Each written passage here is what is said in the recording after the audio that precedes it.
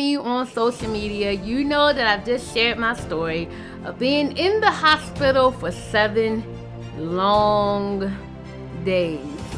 I know people will hear the number 7 and think, that's not too long. But honey child, when you're not in your home and you're in somebody else's bed, people are coming into your room every 4 hours, taking your blood pressure, your temperature, your vitals, your pulse ox, all that stuff. It was not a 7-day vacation, okay? 7 days is a long time to be in the hospital.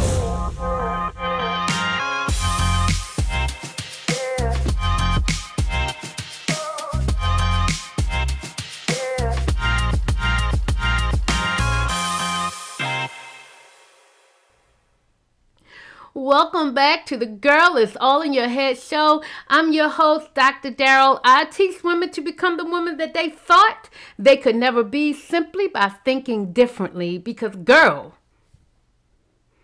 it's all in your head. Let's get into it. If you've been following me on social media, you know that I've just shared my story of being in the hospital for 7 long days. I know people will hear the number 7 and think, that's not too long. But honey child, when you're not in your home and you're in somebody else's bed, people are coming into your room every 4 hours, taking your blood pressure, your temperature, your vitals, your pulse ox, all that stuff. It was not a 7-day vacation, okay? 7 days is a long time to be in the hospital. Okay, and the longer you're in there, the higher risk you have of becoming sick, believe it or not. Because think about it, you're surrounded by sick people. So why would you want to be there for 7 days? Okay, anywho, so I wanted to share this story. This wasn't even the topic of my episode 2. So I'm going to have to do something else with all of my other episodes because I had to come on here and talk about this particular episode. So first, I just want to tell you the story, okay? So on a Wednesday, it is Sunday, November the 30th. So last Wednesday, November the 19th, 2021, 22, yeah. November the 19th, Wednesday night, I started to feel bad. I had not eaten a lot that day. I had back-to-back meetings at work, and a friend of mine on the way to one of the last meetings was like, hey, I got a bag of, Cheetos. I was like, oh, give it to me. I'll eat them.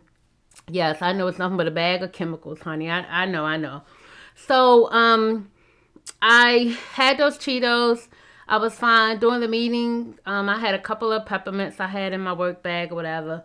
I always carry snacks for my friends. So I had a couple of peppermints and came home feeling fine, came home.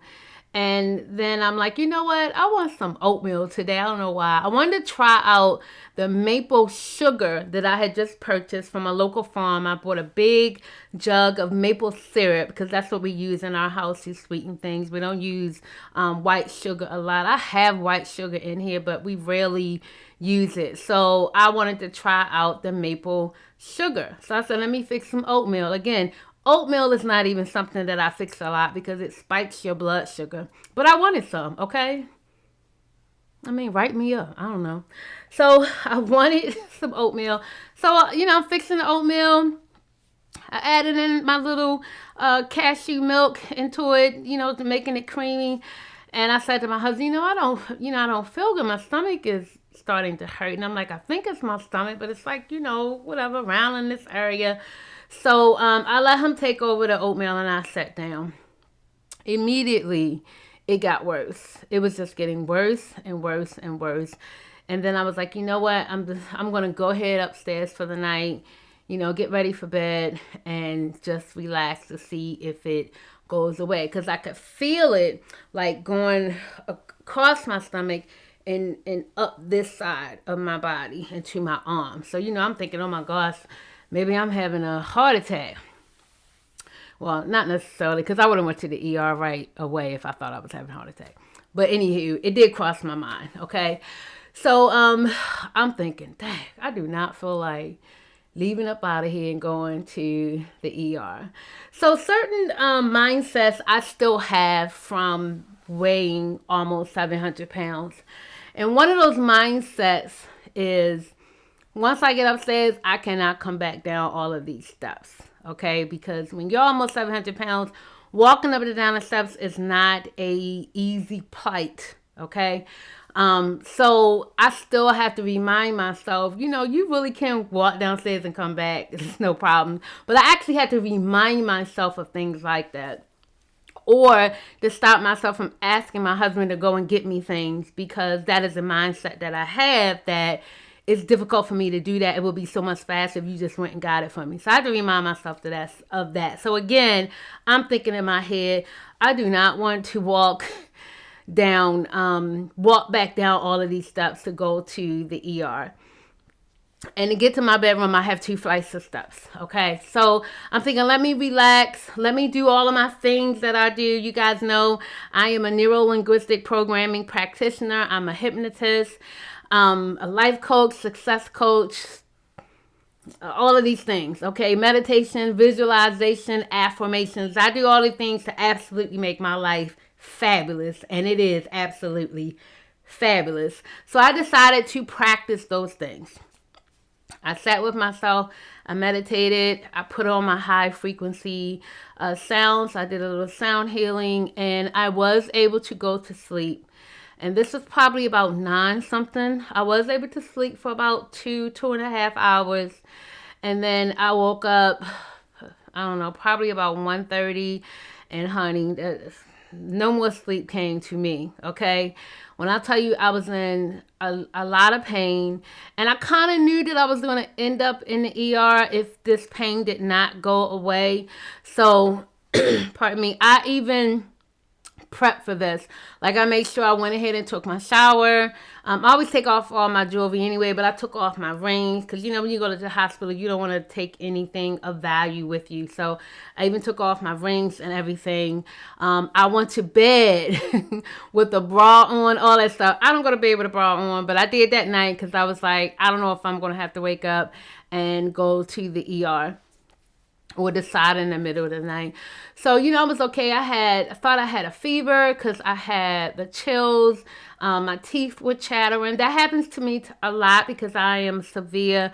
I am a severe anemic. So my teeth chatters a lot. But the body shakes was something different that I have experienced before having staph infection. So I'm thinking, oh my gosh, I probably have an infection.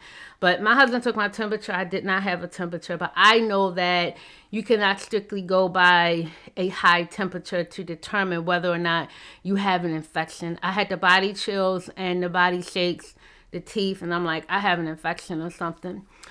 So that morning, I still was trying to hang tough, and I drank some water. I wanted, something cool to drink, and I needed to take my thyroid medication. So I took that and I drank water. Oh my gosh, that was the worst pain ever. And when that happened, I was like, okay, I'm going to have to go to the hospital. So I left for the hospital about, 11:45, 12 o'clock.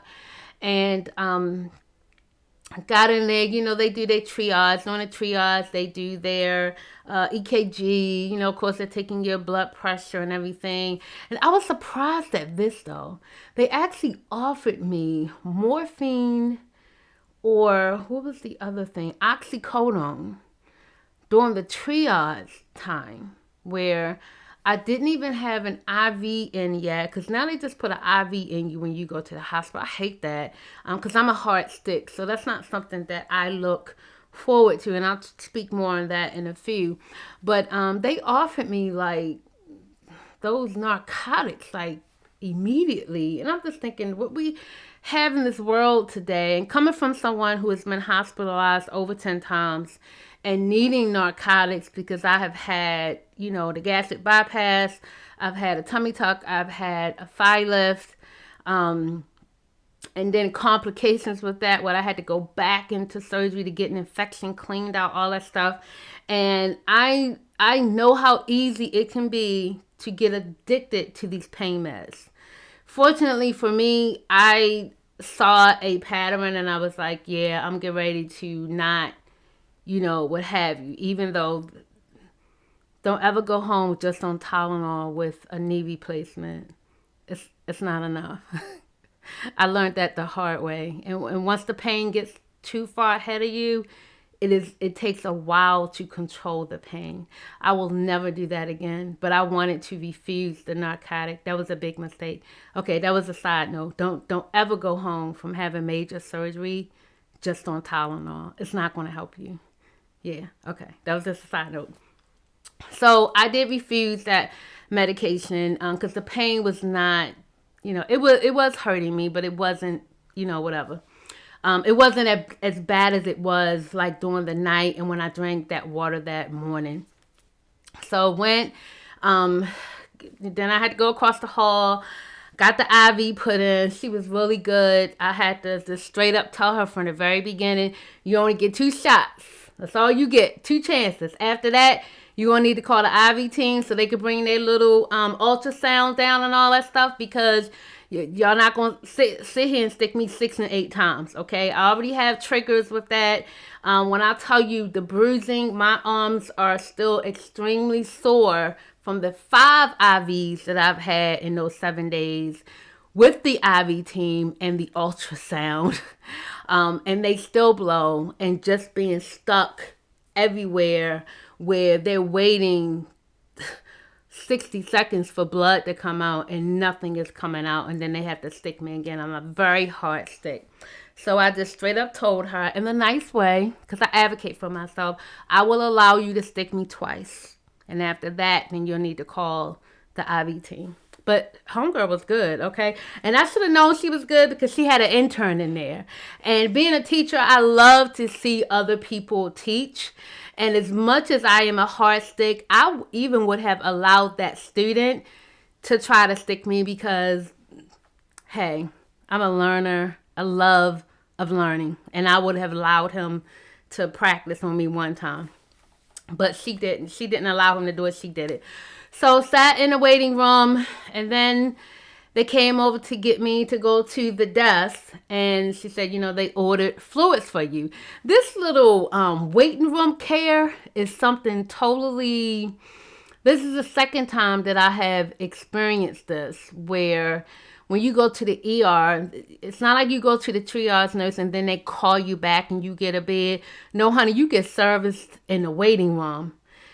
It looks like to me, you only going to go back there if they're going to admit you. Other than that, you get service right out in the waiting room. So she just wheeled me right on over to the desk and hung my fluids. And I was like, can you give me any updates? And she's like, well, one of your, some of your labs came back extremely high. And I said, okay, well, which one? And she's like, well, your D-diamond was high. She named some other ones. So, I'm a researcher, right? So when I went back and I had my fluids, I'm looking at it, and it's like, as soon as I see the word cancer, I'm like, look, don't play with me. Don't come up in here with no C word. So I'm researching and blah, blah, blah, blah, blah. Then they ordered a chest x-ray. So they took me back from that, and just with the nurse saying, at that time they knew that they were going to admit me because my white blood count was extremely high. And another test that should be, and I'm just going to say in numbers because I'm not a medical person. I think the numbers should be like, I don't know, between 70 and 90 or something. I don't know. Mine was like 900 and something. So immediately they knew that I had an infection. I already knew that. So they, were going to start antibiotics. But because of those numbers being so high, they were already going to admit me. I'm not sure what the chest x-rays showed. They took a chest x-ray because I asked them. I said, why are you taking a chest x-ray? I didn't say that I had problems breathing. But what I did say during the triage, that's why you got to be careful what you say. I said that my breathing was labored, as anybody's breathing would be labored if they are in pain. So, while that pain is going through me, I have to be conscious of how I'm breathing, because I couldn't breathe normally because it made it hurt worse. That's different from me not being able to breathe. So anywho, that's why they did the chest x-ray. My lungs were fine, expanding, all that stuff. No, well, I guess, I don't know. But anyway, it was fine.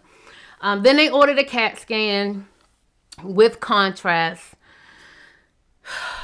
I swear, I think I can just do a medical show about my medical history. But I really did not want the contrast in my body.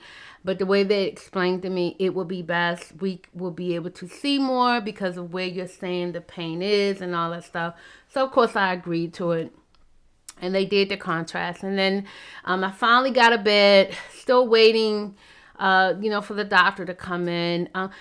Any ER workers, can y'all explain to me, okay? Just explain this to me. Maybe I just don't know, okay? When I'm going through the back, I'm going to get a chest x-ray. I'm going to, the CAT scan room, whatever. I see all these empty beds. So I'm thinking, y'all don't have nobody down here. So what is taking the doctor so long to come in to see you? Now, I could say maybe they were waiting for lab results. They weren't. The lab results were in. Okay? The chest x-ray had already came back in. So maybe this time was for the CAT scan, and maybe I guess the CAT scanner person, is that a radiologist? I guess had to review the scans. I don't know, but it's almost just seems like they just say, oh, we're going to make them wait, and then we're going to, I don't know. Y'all can do the comments and let me know. What y'all doing? That's what I want to know. What y'all doing when all the beds are empty? So he finally came in and he said, let me get my phone, what I had. They found a gallstone, because I like to keep my history, honey, of my health. I'm going to tell y'all what they said that I had health. I can't pronounce it, though.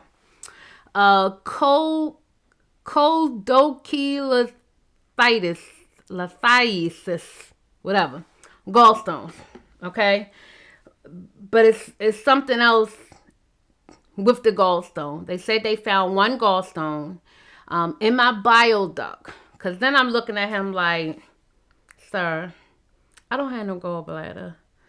With my first surgery, my gastric bypass surgery back then, over 25 years ago, they removed your gallbladder because you're at a higher risk of getting gallstones with rapid weight loss. And that's why they remove your gallbladder back then when you had gastric bypass. They don't even do my surgery anymore. My surgery was a biliopancreatic diversion. They don't even do that surgery anymore. They got some spiffy surgeries out here now, gastric bypass surgeries now.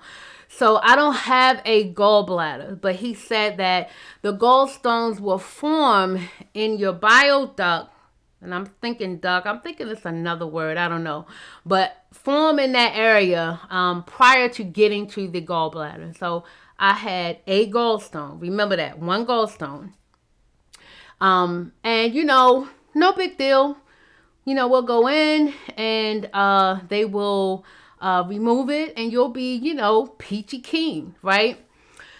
So looking for a bed and speaking to, I guess, the other experts or people, doctors, what have you, they realized that, oh, we have a special case because I have had gastric bypass. So my connections are different than someone who has not had the gastric bypass. And the type of surgery that I had, then I had a revision 2 years later to R&Y surgery. So my connections are different. So this was not going to be such an easy thing to just go in and take this gallstone out, okay? So they had to consult with another area hospital who did have an expert, a bariatric surgeon who, because most bariatric surgeons, if I'm not mistaken, are general surgeons as well. So they had to consult with him to see what was the best course of action. I do appreciate them knowing that and identifying that, and not just having their surgeon there to be going up and playing and stuff when you don't know what you're doing. So I appreciate that. So that was Thursday. I got my bed maybe about, I don't know what time I got my bed. It was that evening I got my bed. Still NPO, you know, they don't let you eat when you go to the ER because they don't know what's going to happen. Especially for me now, knowing they were going to have to go in to remove the gallstone, I was still NPO. So the last meal that I had was actually Tuesday evening. And then I had, you know, my little bag of Cheetos, whatever, on Wednesday. And I wasn't really hungry per se because I really didn't feel good. So I didn't have that hunger thing. If there was any hunger that I was feeling, it was all mental because I knew I had not eaten. So, and you know how that is. Oh, I haven't eaten since yesterday. That means I'm hungry. Not necessarily. You know what Dr. Now told that lady on that show talking about you cannot eat for a long time because you got enough body fat to feed you. I was not going to die in a couple of days from not eating, okay? And I'm fine with that. This holiday season, give yourself the gift of transformation. Join me for the 12 Days of Christmas Think Different, Be Different in 2026 Challenge. 12 short, powerful sessions designed to teach you to step into the woman you thought you could never be. We start December the 7th. You said this year, last year. Don't break another promise to yourself. Get your ticket now at girlissallinyourhead.com. Okay. So that was Thursday. Then I was, waiting for a bed at the other hospital. I'm thinking that they're going to schedule me for Friday to go down and get this procedure done. It's Friday. So no, we have not heard back from them. We checked with them. They don't have a bed yet. So you're going to have to stay here. I did have a little bit of hope. It was my wedding anniversary on the 25th, and we had plans. We would have been leaving Friday evening to go to Virginia. I had an intuitive massage scheduled for Saturday, and Sunday we were going to see Brandy and Monica. Brandy and Monica, if y'all looking, I'm going to need something. Can I just get a video of the concert? Can I get something? Then my husband, forgot and thought he had insurance on the tickets. He did not. We were able to sell our tickets, but for nowhere near what we paid for the tickets. So, I wanted to see Brandy and Monica. So we did miss that concert. And I asked, by this time, I was feeling a lot better. I was getting the antibiotics, and I was just thinking, okay, once you give me the dosage or whatever, the run of the antibiotics, can I go home? No, we need to watch you. So in the hospital, for the weekend, I was able to advance to a clear liquid diet and then a full liquid diet, which I just refused because I don't know how you have a hospital environment and the food is fully processed. So I just didn't eat anything because certain things, I was trying to order stuff and then I would get it and I was like, I can't put that in my body. So, yeah. So come Monday morning, I'm like, can y'all keep checking, please? Just keep checking. And then lo and behold, on my chart, it popped up. I'm scheduled for the next day, which is Tuesday, which was still a little bit disheartening because Tuesday my husband needed to go down to get my baby to come home from college for Thanksgiving. I have never been to the hospital where I was getting a procedure done without my husband. So just knowing that I was going to be, by myself, that was not fun to know that. But hey, things pop up. You gotta learn to pivot. As a teacher, I can pivot like Michael Jackson, honey, because you always you got 50 people in the room. I could pivot at any time. So that's fine. But it still was a little upsetting because I was hoping to go on Monday and get it done, and then maybe I could be home and my husband would be able to be with me. That did not happen. So, so I'm there all day Monday. I'm already getting into my mode. I'm already doing my practices that I normally practice, my rituals, pulling up. I did several self-hypnosis sessions. I was listening to my sound healing sessions. I was doing everything that I would normally do times 10. Okay, the affirmations, the journaling, the sitting still, the breath work, all of that stuff I was doing this entire time that I was in the hospital, visualizing this gallbladder, this gallstone being removed with ease and no complications, because that's what I was told. I would go to this hospital. They were going to do it endoscopically, down my throat. I've had an endoscopy done before. They send a camera down, they go in, because they was going to have to go a different route to get to this area because of how my connections are made in my body now. And I would be good. So come Tuesday, I go. I'm already a little teary-eyed because I'm by myself. My husband did pop up that morning, and that was our anniversary. He brought me some flowers and a small gift. And, he was like, these are just your flowers. You can just your flowers at this month. I love you, whatever. Just throw them away. Don't be, you don't have to carry these flowers down here with you. And I even said that to them, you can throw them in the trash or put them at the nurse's station. They was like, no, keep your flowers. So, yes, I'm in the ambo going down to the other hospital with all of my stuff because they were not sure if the other hospital was going to keep me or not, or whether I was coming back. So I had to take all of my things with me. So we get to the other hospital. The anesthesiologist comes over. Now, I'm a mindset person. So I'm already in a mindset of how this is going to go. And I'm picturing this. I'm walking myself through how this procedure is going to go. I set my intention for the end of the procedure, what it was going to look like for me, all of this stuff. She comes over and, introduces herself, and she's telling me what's going to happen. And then she goes, and when you fall asleep, we're going to put a breathing tube down. And I'm like, wait a minute. Hold up. Wait a minute. I'm thinking endoscopy, they normally put you in a twilight sleep. If I'm not mistaken, and I've had one before, I do not remember having a breathing tube for a twilight. You're breathing on your own.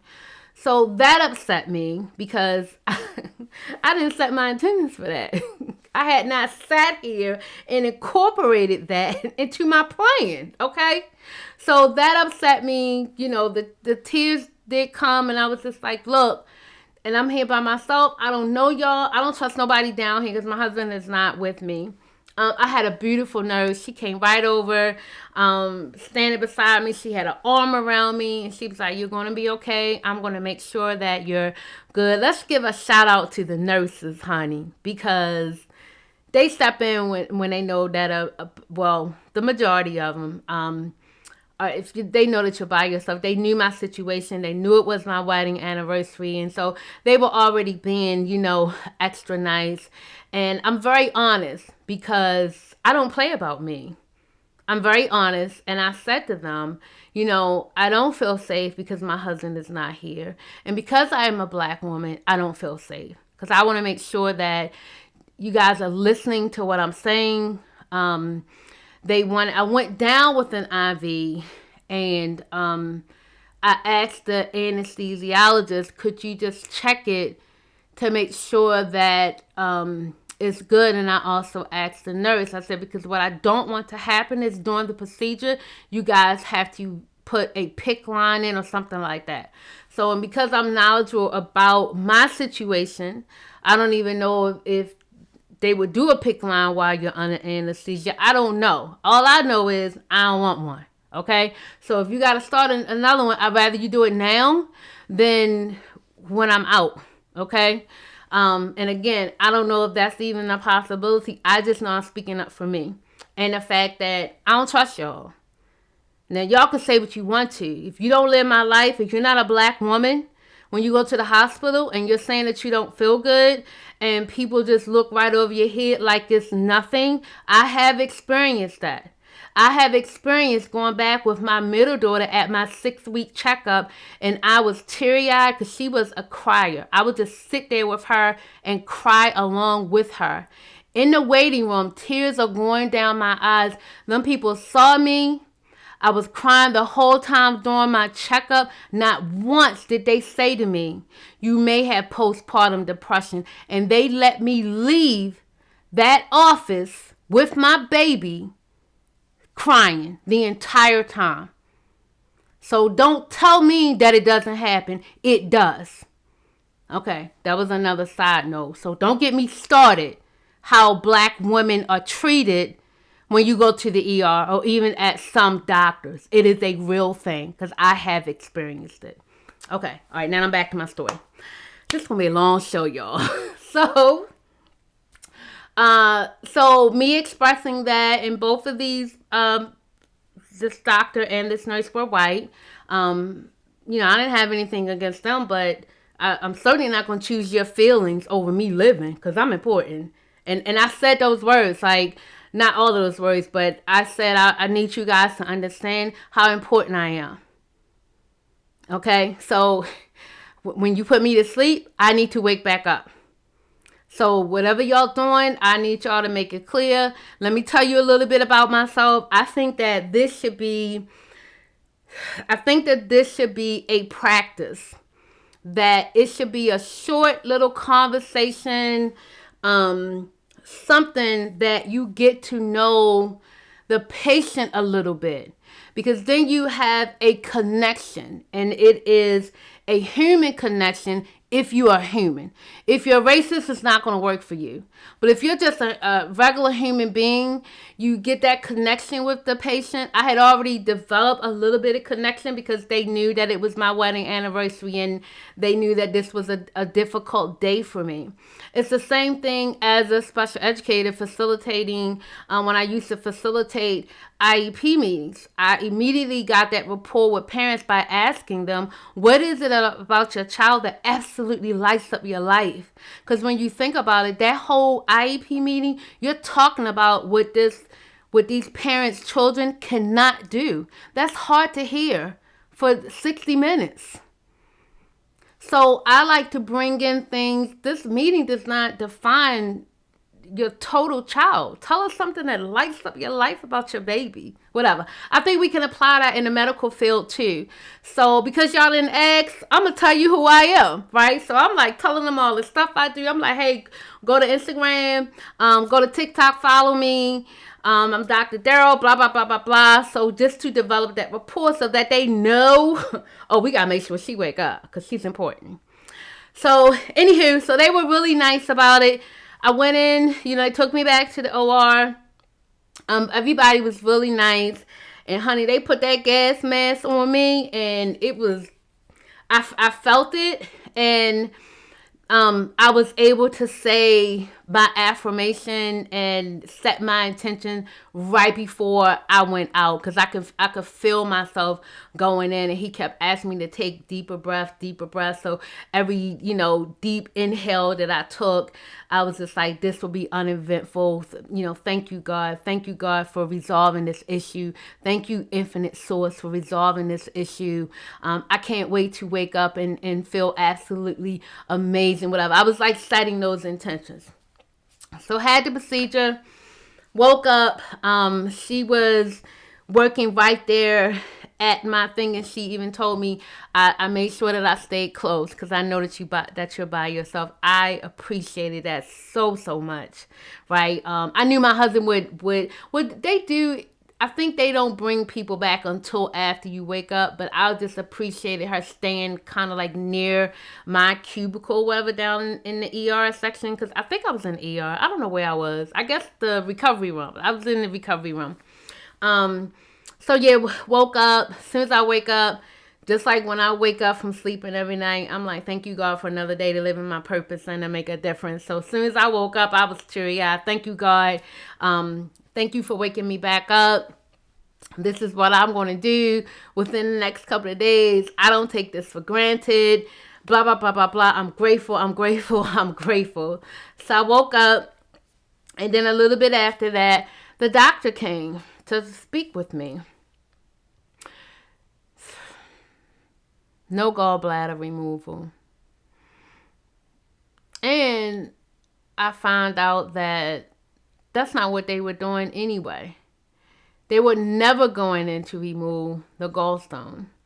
Because of my history, because of the different connections, they already knew that they were not going to be able to remove the gallstone.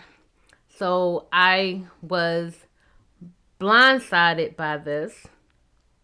Their intentions were to go in and put a stent in the bile duct. That's why I'm thinking it's not the bile duct. Whatever that thing is where the bile ducts are, okay? Their intentions were to go in and put a stent in. And I'm sorry I left that out. They did tell me that prior to going back when he was explaining the surgery. And I did get upset. And that was the first me being blindsided that their intentions were never to remove the gallstone. It was just to go in so that they can put this stent in and make the bile duct bigger, because on the CAT scan they were very tiny. So this is the second blindsidedness. When I came back out, they were not able to put in the stent because the bile ducts are so tiny that they were not able to do that. So I'm still back at square one. And then on top of that, you're sending me back to the other hospital. And I'm like, why? Why would you send me back there if they don't have any experts there in case something happens and they don't know what to do? Why would you send me back to that hospital? Well, they didn't have any beds there. So that was upsetting. I did not call my husband because my husband was driving and he was going to pick up my daughter, and he was going to have to drive right back, 5 hours down, 5 hours right back, and neither my husband or myself are good long distance drivers. So I was not going to call him crying and upset with him. I needed him to be in his good headspace to bring my child back home. So I just had to deal with this myself. Now, why I didn't call anybody, I don't know. That's something I'm going to have to work through. I have plenty of close friends that I could have called, crying or whatever. I know that someone would have came down there for me. It is still very hard for me to put myself in a position like that. So yes, I suffered alone in the hospital. Now my daughter was on standby, my middle daughter, to come and get me if they were going to release me home. Because my husband wasn't here. But even I called her and said they're going to keep me for overnight. And I didn't say anything to her because she's a child. And I was not going to put that burden on her of her hearing her mother cry and be upset and all that stuff. So I did not call her. I didn't say these things to her. I did call her to say, hey, I'm good. I'm going to go back to the other hospital. So went back to the other hospital. And I said, well, if you can't get it, why can't I just go home? Well, we just want to, we want you observed over the night, and we ordered an MRI for the next day. So this is Tuesday. So I go back to the hospital. By this time, I'm a little hangry. I'm just pausing, okay? Because the last, meal that I had was Tuesday. Okay, now, and y'all know I've had my gastric bypass, so my meal is like a snack to you because I can only eat but so much. So this time I'm starting to get pissed. Okay, I don't know if I'm hungry or if I'm just mad because I ain't eat since last Tuesday, and it's Tuesday again and y'all playing games with this full liquid diet with y'all little tomato soup on your menu where it looks like a bowl of ketchup with water in it. I'm not putting that in my body. I'm not eating that. And so, yes, I was a little upset about that. But my nurse convinced me, well, we have popsicles, and they're sugar-free. And I'm like, what are they sweetened with? Because certain Artificial sweeteners, I'm not going to ingest either. But at that point, I was just hungry. So let me tell y'all, that was the best popsicle.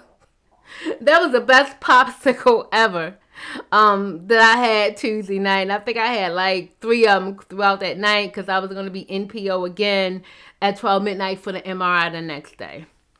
When I got back to that hospital, okay, and if you know me, you know, I make friends everywhere I go. Everywhere. That's just the personality I have. When I had about 3 to 4 nurses and techs in my room telling them what happened and how mad I was that I thought I was going down there to get this gallstone removed, and this doctor is going to push for me to go home that night. He made it seem like it was no big deal and to go down there, and that's not what happened.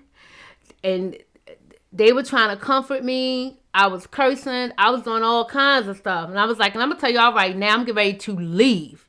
Y'all can call security and all that stuff so they can help me carry my bag out here. I'm going to catch an Uber and I'm leaving this blickety. Okay? With some other words instead of blickety. So, finally, because again, I'm human, but because I've grown. And I know the power of your subconscious mind. But I needed to get it out. And I appreciate them listening to me. Not once did somebody say, don't say that. You should feel. Not one time. They just listen. That's customer service. That's building rapport and just the humanness of people. They allowed me to get it out because me being upset was valid. And I appreciate them for that. But then at the end of all that, I looked at all of them and I said, okay, thank you for listening. I'm done.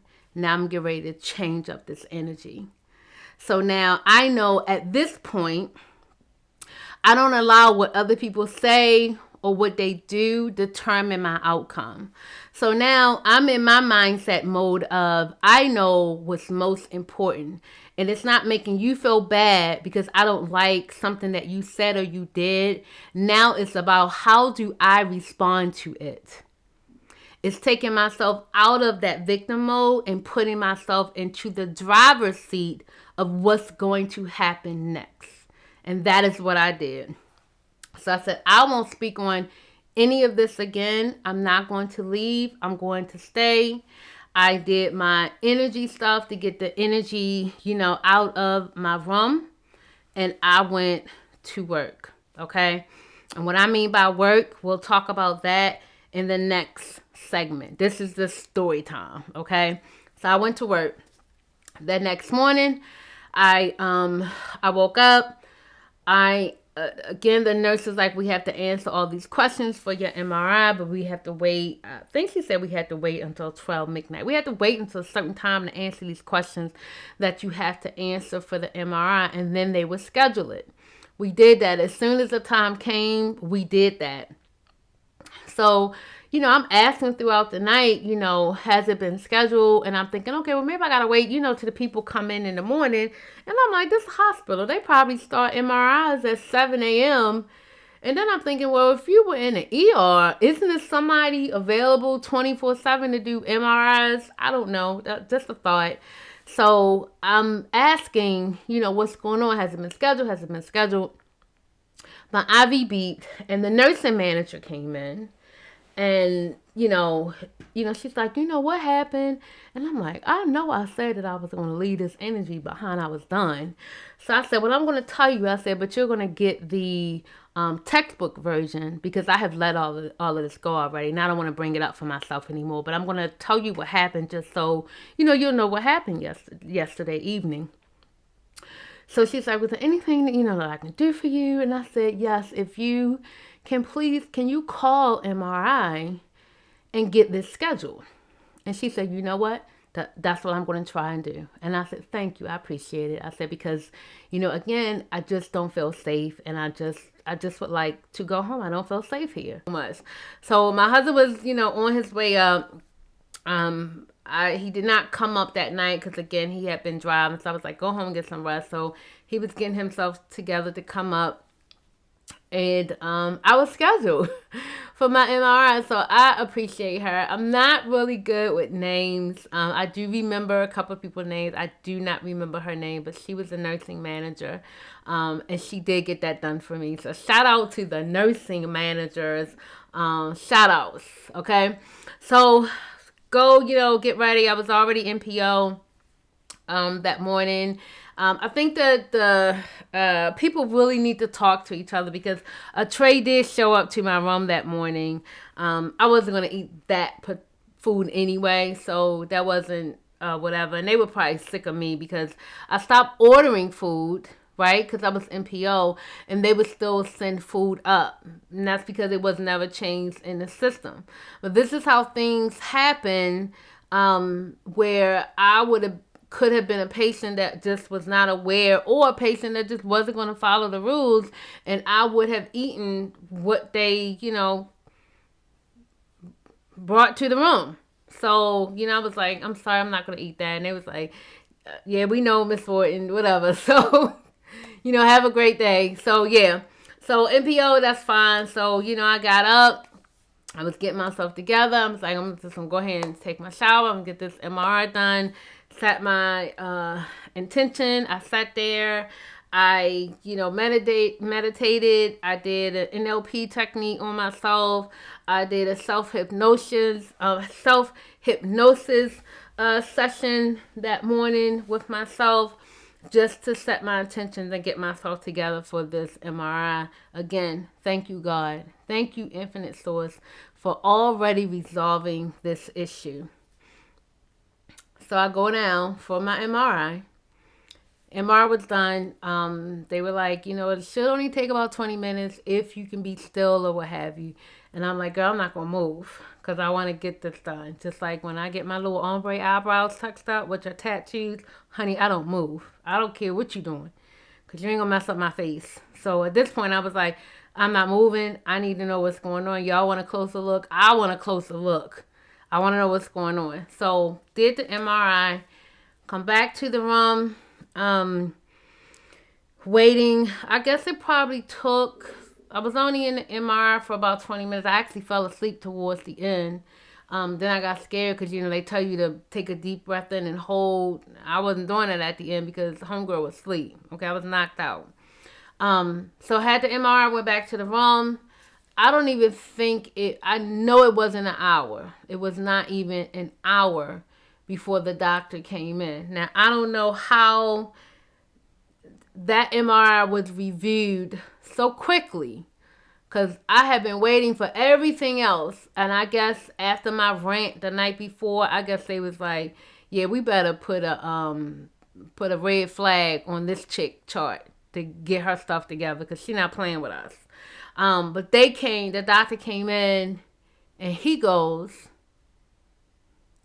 no gallstones. I'm looking at him like, what? No gallstones. Now, wait a minute. Y'all didn't think that I was going to give y'all all the goods in this episode. You got to come back next week for part 2. See you then.